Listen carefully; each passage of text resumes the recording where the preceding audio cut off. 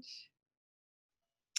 hi, this is Bethany Marshall from Morgan James Publishing, and today I'm speaking with our author, Denise Anderson, who is the author of Small Town Divorce, A Roadmap Through Devastation, Despair, and Drama.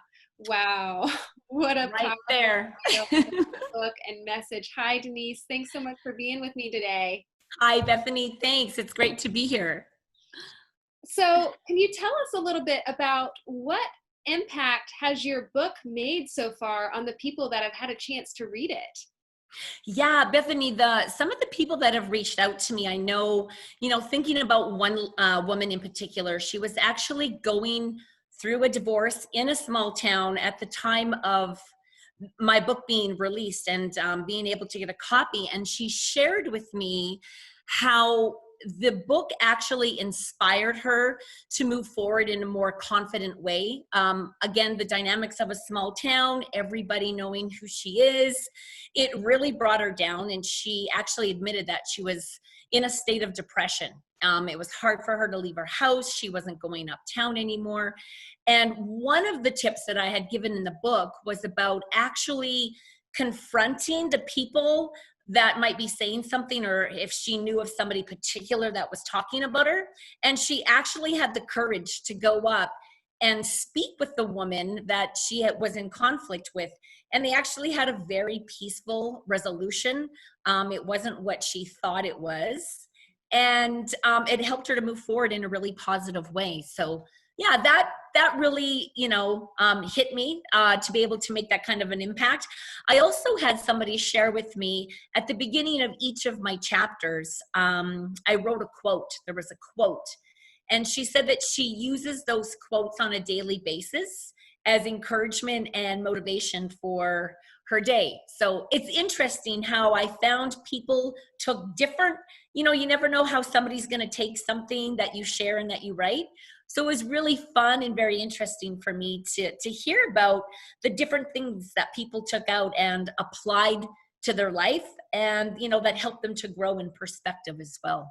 That's so amazing, especially for such a difficult topic, something that's so delicate. If you're in the process of going through that experience yourself, to have some really practical, tangible, applicable tips and suggestions and help and guidance in your book is so powerful. So that's wonderful to hear some of that real life application already being applied by your readers and helping with things like boosting the confidence and being able to have some of those conversations in a healthy, productive way, to hopefully be a portal of healing through such a devastating time. And I would like to ask too, so you mentioned obviously this is a small town divorce, but I know a lot of the information and practical tips that you offer don't just apply to small towns, but can apply to somebody even if they're living in a city or something along those lines. Could you speak to that just briefly? Yes, the gentleman that did the forward for my book, Roger, said that he actually went through a divorce in a large city, but found that the tools and techniques that I offered definitely apply to going through any sort of life-changing event, regardless of where you are. Because even if you think about your office, that's like a small gathering of people. So small town really refers to your sphere of influence, the people that know you.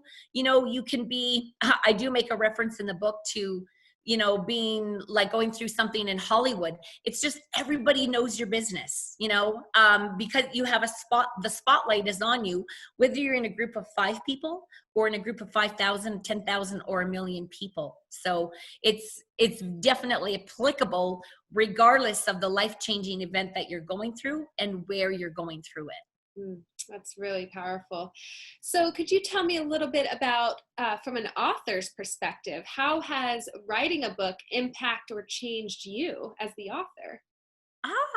Well, going back and talking about the woman who read my book that grew in confidence, I would have to say that that's something that has also happened for me. So putting a personal story out there into the world can feel very it did feel very vulnerable for me to share some of the things that I shared. So I've definitely grown in confidence. And I find that I have to continually, regardless of what I'm going through in life, continue to use the tools in the book to go through the next phase or stage of life. So for an example, not everybody appreciated me writing the book, and everybody had, different thoughts and opinions about it. And so there was a lot of emotion that came up for me. And one of the chapters in my book talks about how do we navigate our way through those intense emotional challenges. And the one thing that I share is sometimes one of the best things we can do is just sit in it. There's an intensity. I call it like the roller coaster ride. So when you're riding a roller coaster and you've got the stuff going on in your belly and your heart's pounding and things are just going crazy, we often want to subdue that and get rid of that feeling because it's so uncomfortable. And so for me, writing this book gave me an opportunity to work through even more emotional experiences that came up for me, and learning to continue to ride those emotional waves without projecting that fear or that anger out onto somebody else. So I guess I learned through being an author, learning to incorporate what I'm actually teaching and sharing. Wow, it's so powerful what you say there, because that sitting there and being in the moment and fully allowing yourself to feel those feelings and emotions and process them in a healthy way. It's so easy to try and find some other distraction for yourself, but to really learn how to sit there and be with those emotions and learn how to process them and in a healthy way is so important and such a difficult part of the journey. So the last question I have for you today is, say if somebody has just decided that they've chosen that, moving forward, in a marriage is not the right step for them and their specific situation or family unit. What would you say the first piece of advice that you would give somebody who is just making that decision? That's a great question. Bethany, what I would honestly suggest is that so many things that we go through in life, we feel that we are alone. We really feel and internalize that my story is so unique. Nobody has ever experienced what I'm going through. I would want to encourage people to actually reach out and talk to somebody, that you don't have to go through this alone. If your first step could be to either reach out to a friend or even for professional help, people quite often see reaching out for help as a slight against yourself, or I can handle this, I can get through it.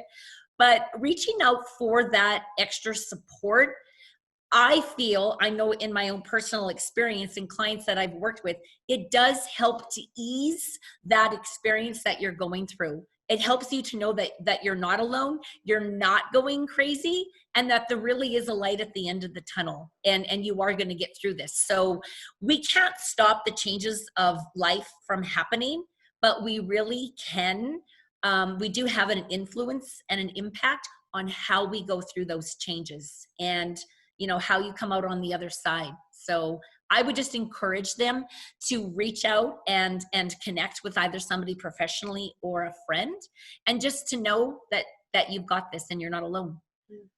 Oh, wow. It's so helpful and such a great reminder. And Denise, thank you so much for spending some time with me today.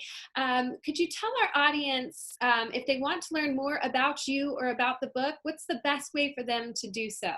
Well, if they would like to reach out and contact me, they can contact me on my website at www.deniseanderson.net. Wonderful. Thanks again so much, and congratulations on your new book launch. Awesome. Thank you so much, Bethany.